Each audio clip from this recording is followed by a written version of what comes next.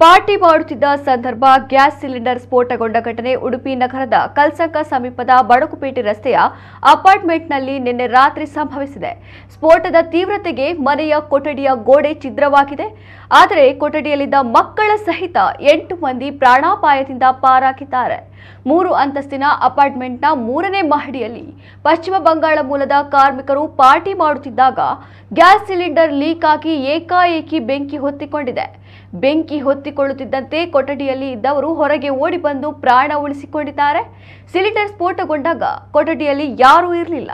ಸ್ಫೋಟದ ಪರಿಣಾಮ ಕೊಠಡಿಯ ಗೋಡೆ ಛಿದ್ರವಾಗಿದ್ದು ಮನೆಯಲ್ಲಿದ್ದ ಸೊತ್ತುಗಳು ಸುಟ್ಟು ಕರಕಲಾಗಿವೆ. ಬಳಿಕ ಅಗ್ನಿಶಾಮಕ ಇಲಾಖೆಗೆ ಮಾಹಿತಿ ನೀಡಿದ್ದು ತಕ್ಷಣವೇ ಸ್ಥಳಕ್ಕೆ ಬಂದ ಅಗ್ನಿಶಾಮಕ ಸಿಬ್ಬಂದಿ ಕಾರ್ಯಾಚರಣೆ ನಡೆಸಿ ಬೆಂಕಿ ನಂದಿಸಿ ಸಂಭವನೀಯ ದೊಡ್ಡ ಅನಾಹುತ ತಪ್ಪಿಸಿದ್ದಾರೆ. ಆದರೂ ಸ್ಫೋಟದ ತೀವ್ರತೆಗೆ 2 ಮನೆಗಳಿಗೆ ಹಾನಿಯಾಗಿದೆ. ಸ್ಥಳೀಯ ಪೊಲೀಸ್ ಠಾಣೆಯಲ್ಲಿ ಈ ಬಗ್ಗೆ ಪ್ರಕರಣ ದಾಖಲಾಗಿದೆ.